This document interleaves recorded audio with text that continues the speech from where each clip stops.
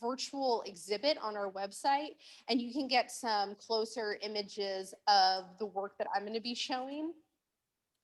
We are extremely thrilled to have this like super outstanding exhibit and have these wonderfully talented artists being featured in this show that has been so perfectly curated by Luna Lee Ray, one of our artists and curator, and her hanging committee. We're really happy to bring this to your homes. Thank you so much for joining. And without further ado, we're going to go ahead and start. So first up, we have Holly Fisher, who will be discussing her wonderful ceramic sculptures. So Holly, I will leave the floor to you now. Thank you, Natalie, and thank you everyone at Frank for inviting me to be a guest artist and participate in this exhibition. It's an honor to show with you, and I feel like the show is beautifully curated. I love the combination of the work in the show. Video or not? So let me tell you a little bit about myself. I live in Raleigh. I am a full-time professor at Meredith College, where I primarily teach ceramics and sculpture. And I still have a very active studio practice. So the forms in this exhibition, they're inspired by paradoxes that are inherent in our cultural perception of femininity. They're an exploration of dualities, how we both admire and worship beauty, while at the same time fearing and mistrusting it. The forms are all hybrids. They depict a morphing of figurative and botanical elements, creating new identities that are both familiar and strange. So there's a pairing of softly fluid curves with bright pops of color and sometimes sharp textural elements. I hope that contrast simultaneously seduces viewers to come closer while being somewhat confrontational and aggressive at the same time. And poisonous underwater creatures, forms that are both seductive and deadly. And I use those as metaphors for female sexuality. So just like femme fatales, we are seduced by their beauty, but then we tend to vilify them for using that beauty towards nefarious ends. My hope is that viewers feel a sense of ambiguity when looking at these figures, that there's a subtle tension between fear and desire, that you might have a desire to touch and interact with the forms, but then a fear whether or not that would be appropriate or even safe.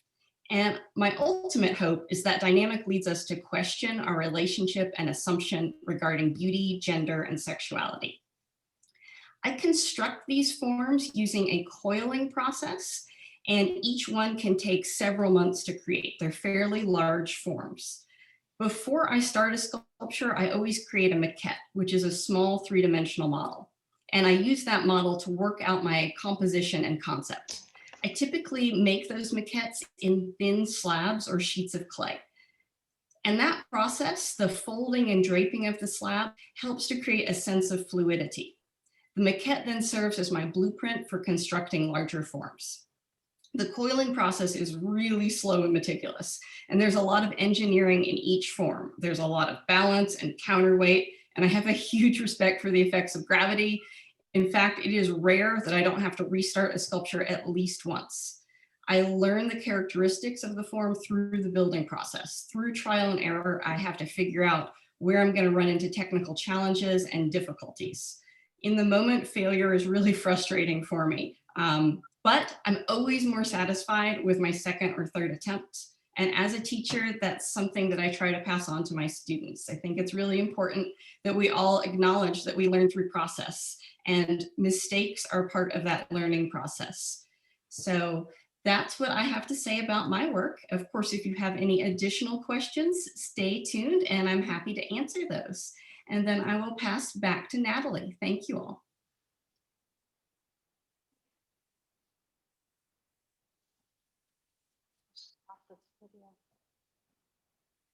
Thank you, Holly. Your pieces are outstanding, and it's my phone is not doing them justice, so I hope all of you can have a chance to come in and see them because they are beautiful. All right, so thank you, Holly. And next up we have John Rosenthal. 2 pages. Oh, it is 2, it says 2. Can you hear me? Can you hear me? Yes. Yes. Okay, well, Holly, that was great. Just beautiful description of your work. It's a real pleasure to exhibit with Sasha and Holly, Okay. and especially with my friend for decades, Ippy Patterson. I've been taking photographs for so long now, so many places, so many different phases, that it's not unlike raising a child and trying to remember all of the child all at once. I mean, it can't be done. But I can say this: if there's one theme that runs through my work, it's my intention to use photography as a weapon against time and oblivion. My first photographs in the early 1970s, when I went to New York, there were buildings and landscapes of people whose lives would be disrupted or demolished in only a few years. I was simply drawn to photograph the windows of Jewish bakery shops, Ukrainian guys playing backgammon in Tompkins Square, an Italian sailors club on Mulberry Street, all gone. 30 years later, I found myself in New Orleans, post-Katrina, lower Ninth Ward, desperately photographing houses and churches and schools that would be demolished in just a few months.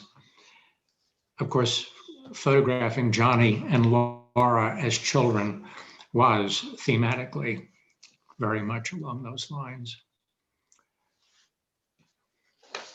Yeah. Like most parents with a camera, I took photographs of my son Johnny when he was very young that tried to capture the magic of childhood. But in 1979, when he was 7, I was struck by how provisional childhood was. Every month, it seemed like a different person was in front of me. I decided that I wanted to look at him through a camera, but not as a kid, but something more basic as a physical structure: chin, shoulders, shoulder blades, ribs, little legs, and the light childish down on his arms.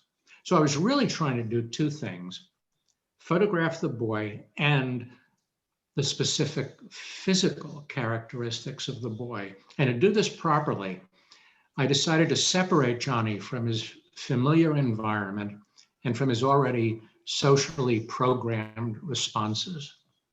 In the meadows of Valley Crucis, there wasn't anything to be silly about or to run at or to play with. I tried to follow one rule and one rule only, and that was never to impose or impart an adult point of view on the photograph, to suggest, in other words, who or what childhood was. Of course, after a while, when his sense of humor began to kick in, the photographs grew more playful. Dressing him up as a character we named Babette was funny. But for me, it also marked that final moment in childhood when a boy's face is still as smooth as a girl's. When Johnny was 16, I began to photograph my 4-year-old daughter, Laura. Taking the same kind of photographs as I did of Johnny was out of the question. Possibly because I sensed in a girl child a greater vulnerability to the world at large. In fact, the vulnerability became the subject of a series of photographs I've made of Laura. Some of them comic, as when Laura displays her kindergarten school assignment about the inner organs of a human being. This vulnerability is quite explicit in my only portrait of my 2 children, in which I broke my own rule and imposed on the photograph a statement about the difference between a child and a teenager. Laura's vulnerability, of course, is on full display when I photographed her in the New York subway. But then, what child on a New York subway doesn't look vulnerable? When I traveled with my mother on the subway, I held her hand for dear life. Anyway, that's about it. Thank you.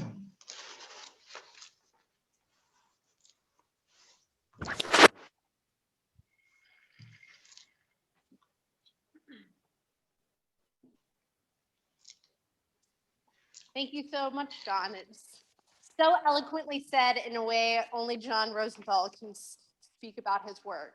Beautiful. Next, we have drawer and illustrator Ippy Patterson. So Ippy, I'll leave the floor to you.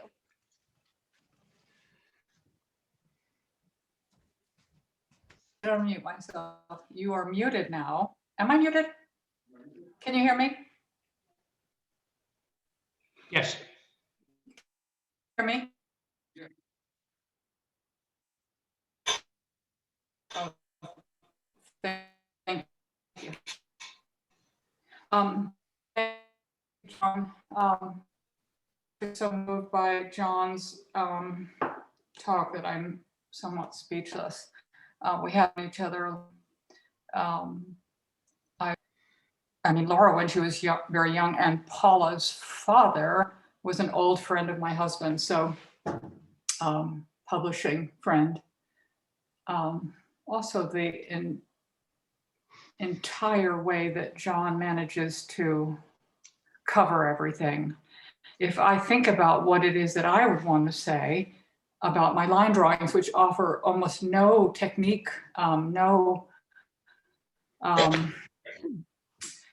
material, no process really relative to the incredible pieces that Holly showed us and the amount of engineering and aesthetics that is going into these. Which, and I mean, the day that I went, I actually felt mind blown, realizing how well conceived the show was, because I felt as though Sasha was this kind of bubbling of chemistry and biology.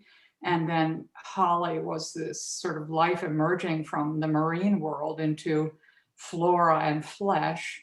And then John was everything conscious, everything we can hope to claim as humans. And then my forms are sort of the mothers of those children. And so as far as technique, what can I say? One time I heard a young boy who had been dragged to a show with his mama say, well, I don't see what's so great. It's like 3 lines, you know? Think I can do that myself. And I would say I probably throw out most of these. Maybe I save 1 or 2 in 10. The line does flow easily. I'm grateful for that. And I lately use this very thick charcoal that itself just kind of pours. But it's a kind of adrenaline experience. I am thrown into it. I'm really thrilled to be there. I'm hoping that I'm going to be able to pull it off, but I know it's touch and go. I've been doing them for a long time, but that doesn't mean that they're going to work out. I've gotten really interested in foreshortening because it makes me think I have to rethink everything. It's the most three-dimensional experience. I actually think I'm quite a two-dimensional person, very limited in sense of space. So life drawing has been a way for me to try and understand Turn on Hulu. the third dimension. And so when I do these drawings, it's about a 2-hour session shared with other friends who are sharing the model with me, have a platform that's been built for drawing for the model. And after about 2 hours, which is how long the sessions are, I'm always just wiped out. I think I do a lot of other kinds of work. So I know what it's like to do 2 hours of this and 2 hours of something else. 2 hours of a drawing that's made out of thousands of tiny little lines is sort of zen, and you kind of zone in and zone out. But 2 hours of these, there's no fill, there's no timeout, there's no stopping and going back to where you were. So it's just kind of, I always think of it, and I said this in the little video earlier, but I always think of it, it's my effort at the truth. So I think that's probably about all. And the truth of what I see and trying to capture that, but also the effort to capture the moment that is so moving in the gesture of the model. Anyway, just, the turn of a neck, or a sense of abandon, a sense of purpose. There's a lot of to when you're standing there. I'm looking at the model. You can get completely absorbed. I'm sure many of you do life drawing and can relate to this. So yeah, not much else to say. Charcoal and newsprint, and a nice human who's willing to sit there. And hi, Sally. Sally Jackson is here from California. All right, I was muted. Hi, Oh. Ippy. It's great to see you. Wonderful to see you, Sally. Sally does incredible ceramic work also. Thank you, Ippy. It was so beautifully said, and I feel so fortunate that I get to come in here every day and see everybody's beautiful work and seeing this exhibit and how just flawless it is and how well it goes together. And last but certainly not least, we have ceramicist Sasha Pakarich. So Sasha, your turn. Thank you, Natalie. Can you all hear me? First of all, I want to say that I am extremely honored to be in this show with, such esteemed group of artists, especially because I came to ceramics and clay a little bit later in life. I don't have a formal art training. I'm basically self-taught through workshops and classes at the local clay centers. So for me to be recognized as an artist along all of you, John and Holly and Ippy and others at Frank, it's still an honor. I'm still in disbelief that this is my life. When I first started, the images that I started putting on my surfaces accidentally turned out to be sort of look like amoeba or some sort of like microscopic creatures or one-cell organisms. So somebody pointed that out to me, and then I started looking more into it and started consciously. For a while, I was actually copying images of, all sorts of cell structures and viruses and bacteria. And then the process that I'm doing is it basically became a little hard to try to reproduce images that already exist. So I I'm now making them up. They're just product of my imagination. But this whole microscopic world and cell structures and all that became kind of along the way became even more important to me because of some personal things that happened to me. Both my parents died of cancer, so cells are somehow something that I'm, battling through, making them, putting them on my pieces and making them um, beautiful, so they're not so scary anymore. And then last year, this virus happened, and I felt almost a little bit guilty that I almost brought it upon us, in some sense, because I've been drawing all these things on my clay pieces, and I just couldn't do it, almost anything. I had like a really serious creative block last year, and somehow dig my way out of it. And these are the newest pieces that are inspired by our kind of divided, polarized world. And I made them so that they put the world back together in some sense. As you can see, they fit nicely like a puzzle, all of them. They like create a unified piece when you put them together. It's not that I'm saying that like everything in this world needs to be put back together, but I feel really almost like it's almost painful how everything is black and white, and of every issue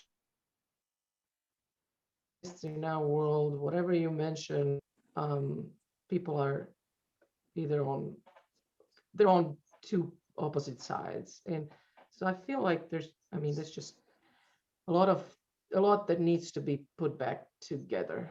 In terms of the process, all my work is slab built. I roll slabs in the evening and sandwich them in a sheet rock, and by morning they're hard enough that they stand on their own, but they're still soft, so I can create, I can bend them and make all this, sort of round pieces.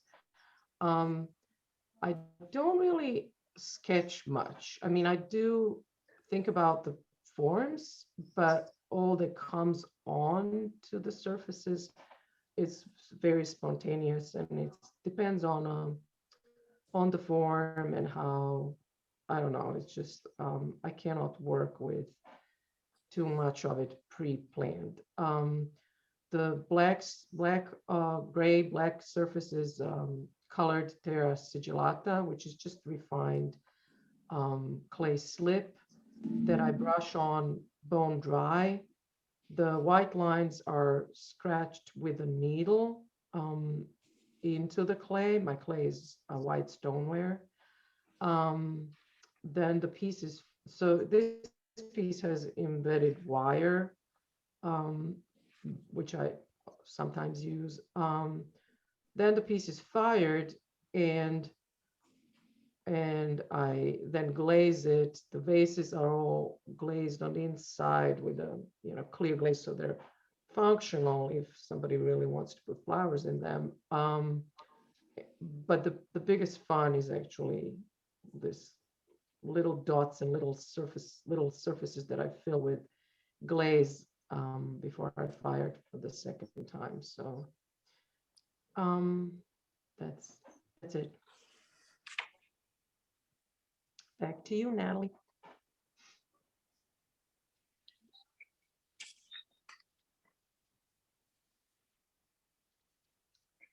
Should I just fill the space with more talk? I would get from one area to the next, but that was wonderful. Thank you so much, Sasha. So You know, I was saying that I feel lucky because I get to be in here all the time, but you guys can all come and visit also because we are open Tuesday through Saturday from 12 to 5 or by appointment. And again, you can always look at our virtual exhibit online anytime in the comfort of your home. Just a little reminder to everybody.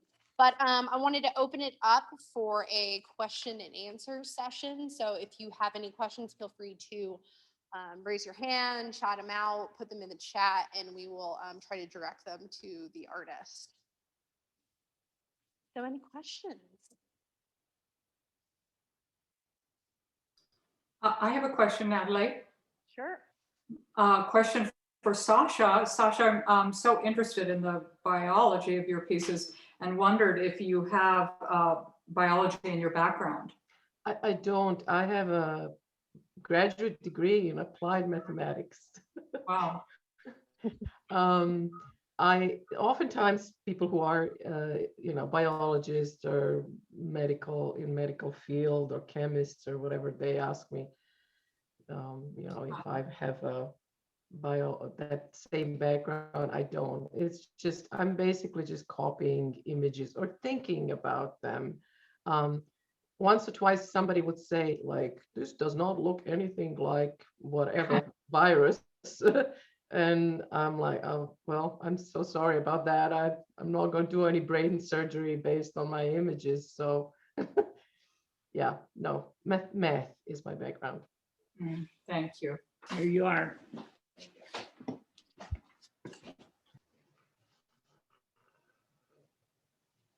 Any questions in the chat?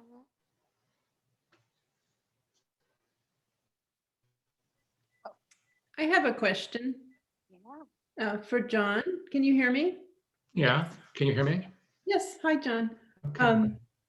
I wonder what sort of zone your son was in when you were taking those pictures. Was he posing for you? You say, I'm just going to sit over here quiet. I'm pictures. The synergy between you, because he's obviously aware of the camera, but he's also somewhere else. I think you named it. He was aware of the camera, but remember, he was a young boy. Mhm. And I would ask him to do certain things, and he was only, as a kid, he was only good for a few seconds. But I had a kind of a vague idea of what I wanted. I was kind of creating what I wanted as I did it. I didn't have a plan, but I did know that I wanted to capture something about him. Sometimes I caught him when he was half asleep. And, a kid does what father wants him to do. Since I wasn't trying to impose anything on him, I just said, here, do this, do that. A lot of the photographs that, I took a lot of spontaneous photographs of Johnny, but I also took photographs that were more like sculpture. And that's really what I was after in Valley Crucis, was a sort of sculpture that conveyed what I wanted to convey, which was the tapestry of a young boy separated from his socially programmed environment. Well, I like the way you don't really think about the photographer when you look at them. You're obviously you were there holding the camera, but you don't have this feeling. You have this wonderful feeling of him being off on his own in a way. Yeah, no, I took quite a few photographs of him when I was sort of imposing a point of view, but the ones that I loved the most it was a little bit of a collision between a little boy and a father, and I had some idea in mind, but I didn't know what it was. But you know, I just got what I got. They're loved. I like those photographs a lot. Yeah. Yeah. Thank you. Thank you.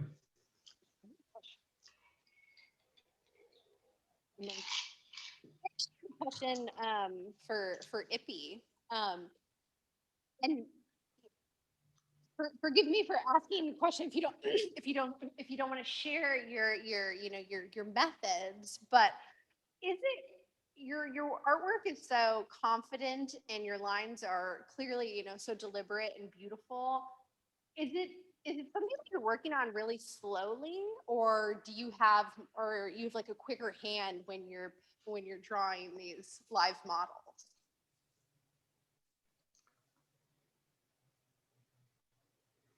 Okay, here I am, Natalie. Good question. It's fairly quick. It's kind of like a horsetail. It just sort of is moving in the wind, and yeah. Also, I think there's the sense that the pose isn't there forever, and so let's say there's 15 minutes to the pose. I'm more likely to do it in 5 minutes and then do 2 more and crumple up my paper, or not crumple it up because it makes a terrible noise for everyone else. In fact, I also often feel very conscious of the sound of the charcoal on the newsprint, because it's got enough texture to it, the charcoal, that it makes a kind of, train on the railroad tracks sound. And other people are using, say, a pencil, silent. And so you can hear the speed of the line, and then you can hear where I'm actually hesitating. Those are always very bad moments, the hesitation. It's like, if I continue this way, will the toes be on the foot? It's like, or will one of them be? Better to just keep going quickly. Sometimes I have managed.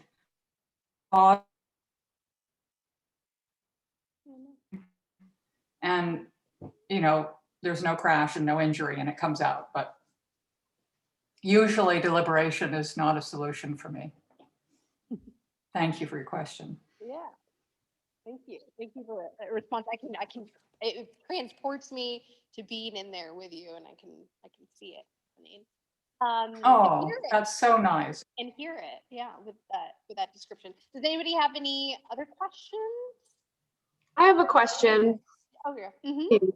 I just wanted first to say that this has been an amazing exhibit, and I'm seeing so much like this common thread. For me, what I'm seeing is just like the physical human form and how that manifests in so many ways, with also love, like self-love, and then also love of family, love of truth. So there's this just huge thread for me that I think is just really gorgeous.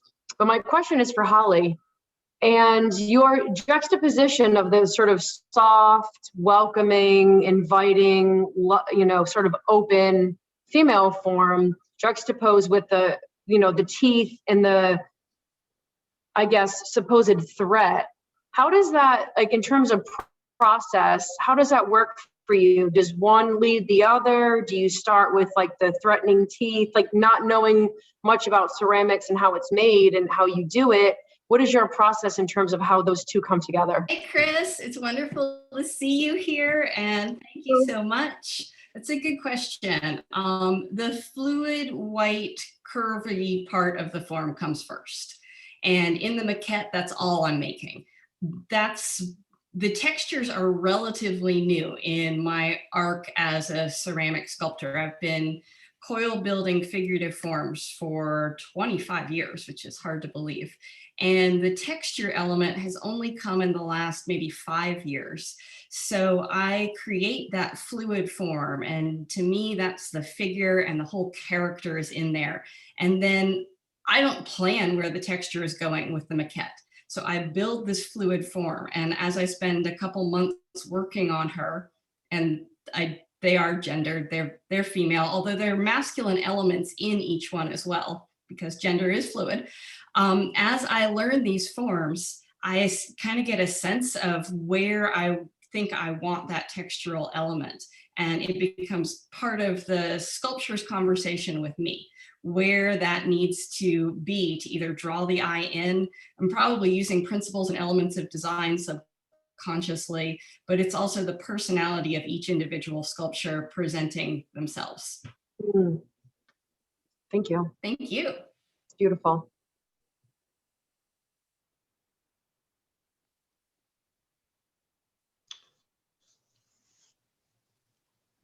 All right, does anybody have any other questions? I think did Neris have a question? Yeah, I have a question Go for it. for Ippy. And Ippy, you know, we've worked together a bit outside, and we've worked together on the Horace Williams House Committee, and we've talked a bit about this.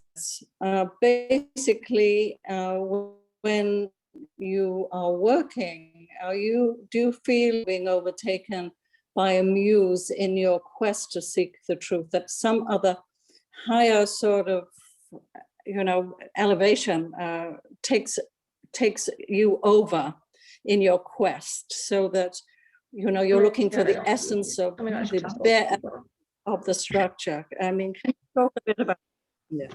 Yes, can you hear me? Hi, Neris. Yes. Thank you for that excellent question. Totally. I suppose we've all got different muses of different shapes and forms for the various ways in which we work. This is definitely the most demanding muse for me. I am not present. I am completely ecstatic. I mean, not that I'm not capable of ecstasy just as a person, but it's an ecstasy from elsewhere. I'm so grateful, Neris, to be able to have it. I think I felt it a little bit when I was a teenager and I was in this drawing class, and the teacher had us draw our own classmates, 2 girls who volunteered, and they were photographs of these drawings. And I can see, you know, you had to draw the leotard, a lot of little wrinkles in the leotard, but I can see how I can see that I felt that something larger than myself was there, because I don't know, you're both becoming this other shape. You're becoming all the beauty that has ever lived, really, you know. I appreciate the person, was her name Chris? Someone who said love, the word love, that love is in this show. I think that is how I feel, but it does feel as though it's a love that is not part of my daily life. It just comes soaring through when I have the chance to do these. Sometimes people have asked me if I draw from life. And I think that that's an interesting question, because it means that there are plenty of people who can really draw nudes without drawing from life. I am definitely not one of those. And yeah, did I answer that, Neris? Yes, thank you. You know, I feel that in your work, actually. Mm-hmm. Thank you. Appreciate that. Question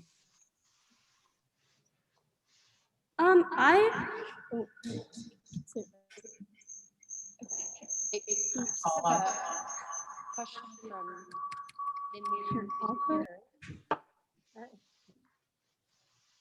Sasha, I had a question. So I think that, okay. I think that I've been able to especially appreciate this, seeing your work in the gallery like every day that I come in. But I noticed how your pieces fit together just so well, and I was wondering how you do that. Is it you take one giant piece of clay and cut it exactly, or how do you get your pieces to just fit so elegantly together? This is a new series for me, and the way I approached it, I would actually build one piece and then cut it in half or wherever, and then add a slab to each side. and then I would put it back together and sort of like pat it a little so that they fit as much as possible.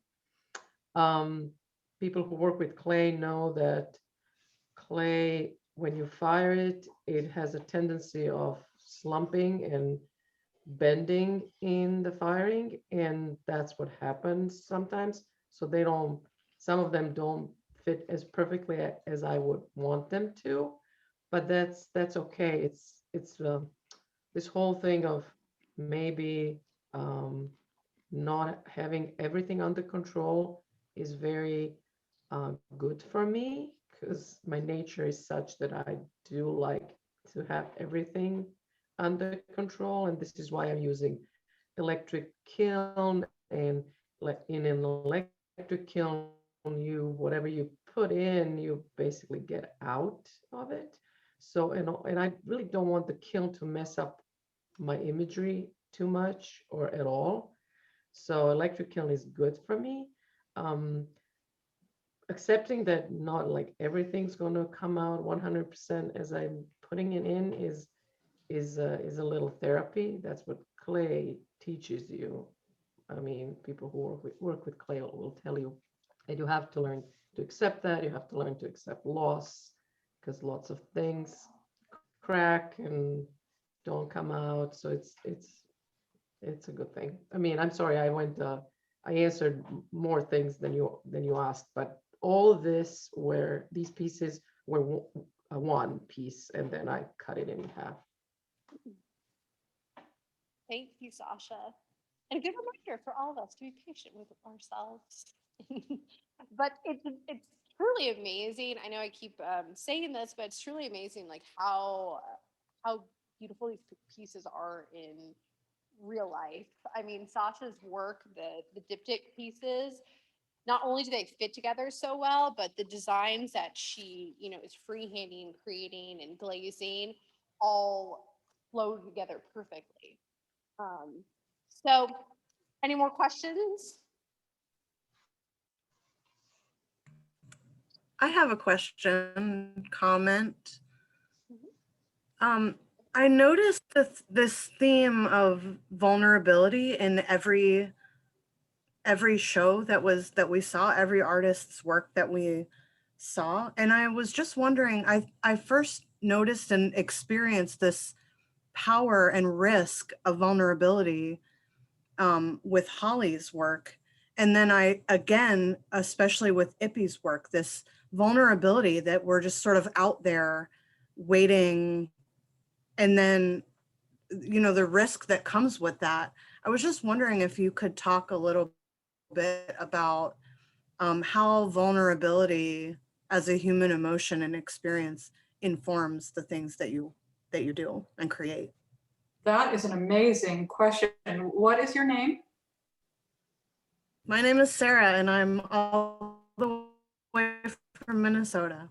Hey, Sarah. Wow, beautiful question. Thank I mean, you. I don't know that there's anything more obviously vulnerable than a life drawing class where you have one naked person and a whole lot of people wearing clothes. If you think of it, it's just totally mind-boggling. So there's this gratitude you have for, and I don't think that people realize how absolutely beautiful they are sitting there, just,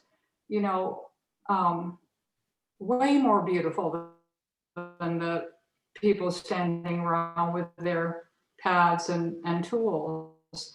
But I do believe you're completely right that as you're doing the drawing, you're aware natural state for the human being, and it's the rarest. We don't ever see it. We certainly never see it with someone we don't know. And it actually makes me, I really hadn't been thinking of this, but it makes me, your question makes me think of how receptive and careful we are in a way in certain contexts. Maybe it's the way a doctor is with a patient, but you feel, I just always feel so honored, and it's unspoken. You're not saying to the model, oh my God, you have no clothes on and I'm drawing you. you know. And then in general, my experience has been that models are, after the first, you know, couple of minutes, spoken wave of gratitude from everyone who's in the circle around them, and they get it. So we can all say, yes, this is how vulnerable we are as humans, and it's how beautiful that state is. So, at all. On to Holly, she'll do a good job. Sarah, thank you for that question. I absolutely love it. I think you did get to a heart of a shared theme, and one that kind of runs subtly underneath everything. In fact, it forces me to share even more about how I personally relate to these forms, in that they're all somewhat autobiographical. I mean, my work is inspired in large part by my own lived experiences, my own vulnerability, my own discomfort in my skin, and coming to peace with femininity and the conflicts that are inherent in femininity. It's a real struggle. So it's my own fears and desires that are on display in these forms. And each one of the sculptures is in many ways a confession. It's a visual journal. It's my way of trying to reconcile things that I don't have words for, that I might not even fully understand. But through the process of making these forms, I uncover layers in myself. And these forms become surrogates for things that I don't really have a better way to express than visually. And I like the visual language because it leaves enough ambiguity for viewers to read their own story as well. And that's what excites me the most, is when a viewer tells me they see their own story in the work. And I love that art can be an empathetic bridge in that way. That's a really powerful thing for me. And so I'm honored by your question, and thank you so much.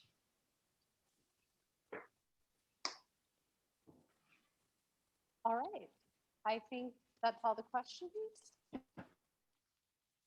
Unless there's any last minute. All right. Okay. Well, thank you everybody so much for joining. This was a lot of fun and great to hear from all of these amazingly talented artists. I wouldn't be the gallery manager if I didn't do a shameless plug. So just a reminder that everything in the gallery is for sale. And again, we are open Tuesday through Saturday, 12 to 5, or by appointment, which we are happy to make with you. Thank you so much to our wonderful AV squad, Avery and Brand, who make this all possible. And thank you to everybody for joining. Thank you for all of our supporters, for all the artists, and we hope you enjoyed yourself. If you have any questions about anything, feel free to reach out to me. My email is info@frankisart.com. I'm happy to answer any questions that you may have. And thank you everybody so much, and have a wonderful evening. Stay warm and a wonderful weekend. Thank you. Thank you, Natalie. Great job. Natalie. Thank you. Thank you, Natalie. Bye, everybody. Thank you for coming. Thank you, Ray and Fran. Thank you. Thank you all.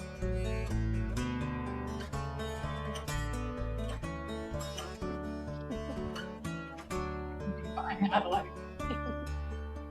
Bye.